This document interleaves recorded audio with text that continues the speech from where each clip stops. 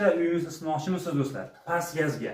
Mana shunday nemis kotlovlarni biz sizga taklif qilib qolamiz. Bu yerda noldan boshlab turib mana shunday holatda teri, taklab, sinovdan o'tkazib, mana bu yerga qo'yib, yoqib ishladi deb ular tayyor bo'lgandan keyin upakovka qilib bu tomonga o'tadigan bo'lsak, bu tomonida esa mana shunday holatda tayyor sotuga tayyorlab qo'yishgan.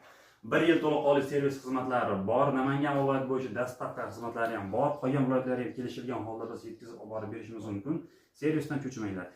Bitta narsani sizga aytib o'taman, bu yerda uyingizda gaz hidini sezib qolsa bo'ldi. Ishoning, yoqadi, uyingizni isitadi, xudo xolasa. Vayland T6, T7, T8 modellari bor, har xil turlardan bor bu yerda.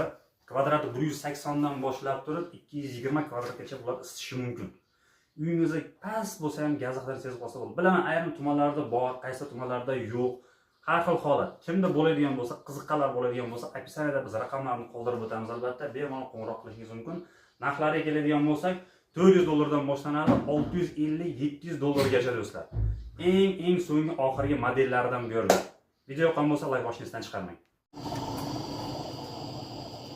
Ovoz yo'q, 5 shum, nemis kotlovning yonishini qarang.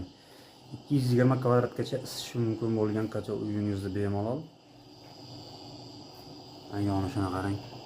Uyingizni mazaq qilishganda shunday yonib tursa, xudo xolasa, zo'r isitadi ham.